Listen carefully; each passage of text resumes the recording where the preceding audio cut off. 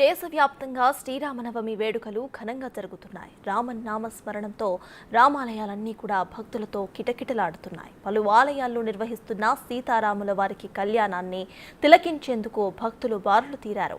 అయోధ్య నుంచి భద్రాచలం వరకు వాడవాడల్లో ఉన్న రామాలయాల్లో ఆ స్వామి అమ్మవార్ల దర్శనం చేసుకుని భక్తులు పరవశించిపోతున్నారు.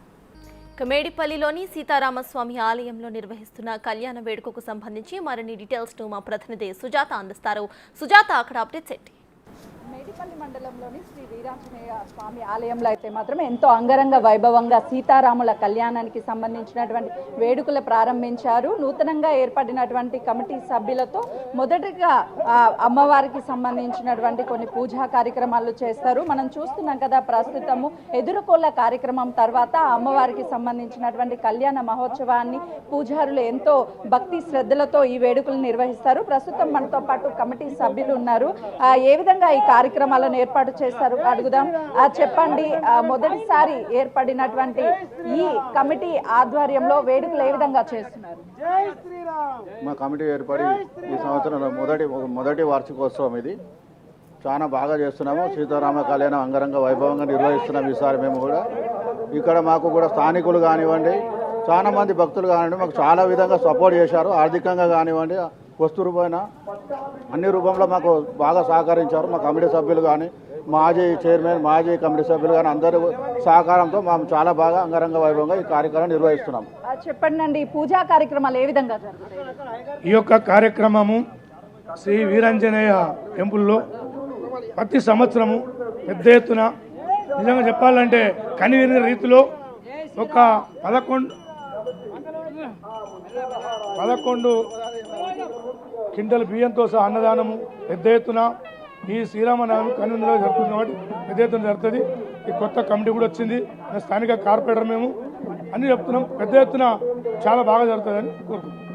చూస్తున్నాం కదా, కళ్యాణానికి ముందే ఎదుర్కోళ్ళ కార్యక్రమం చేస్తారు. అసలు ఈ ఎదుర్కోళ్ళ కార్యక్రమం యొక్క ప్రత్యేకత ఏంటో తెలుద్దాం. ఏంటంటే అసలు ఎదుర్కోళ్ళకి సంబంధించి చూస్తున్నాం కదా, అమ్మవారిని అదేవిధంగా రాముల వారిని ఎంతో భక్తి శ్రద్ధలతో ఇక్కడ ఉన్నటువంటి ఆలయ కమిటీ సభ్యులంతా కూడా గుడి వరకు పల్లకి రూపంలో డప్పు వాయిద్యాలతో అమ్మవారిని తీసుకువెళ్తారు. తర్వాత అమ్మవారికి సంబంధించినటువంటి రాముల వారి కళ్యాణాన్ని కూడా చేస్తారు.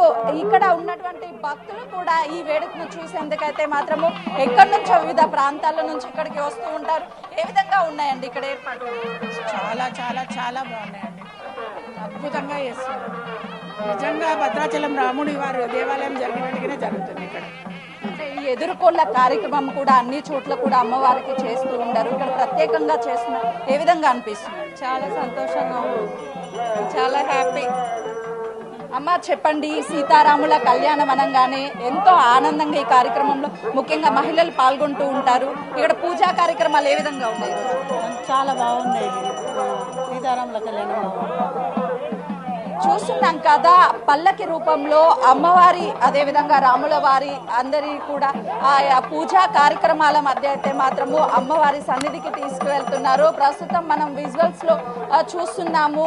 ఆ గుడి చుట్టూ కూడా అటు పూజార్ల సమక్షంలో, గుడి పెద్దల ఆధ్వర్యంలో పూర్తిగా కూడా భక్తి శ్రద్ధలతో జై శ్రీరామ్ అనుకుంటూ అమ్మవారి సేవా పల్లకి సీతారాముల కళ్యాణముని ఎంతో అంగరంగ వైభవంగా చేసే ముందు ప్రధాన కార్యక్రమం ఈ ఎదుర్కోళ్ళ కార్యక్రమం ఉంటుంది. జై శ్రీరామ్ అంటూ అమ్మవారిని తీసుకెళ్తున్నటువంటి విజువల్స్ మనం చూస్తున్నాము. ప్రస్తుతము ఇక్కడ అంతా కూడా జై శ్రీరామ్ అంటూ నామాలు, జై శ్రీరామ్ అనే విధంగా అయితే మాత్రము పులకించిపోతుంది ఆవర ప్రాంగణం మొత్తం కూడా.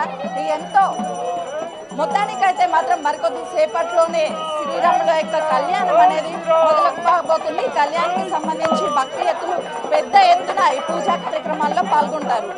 Right, thank you Sujatha.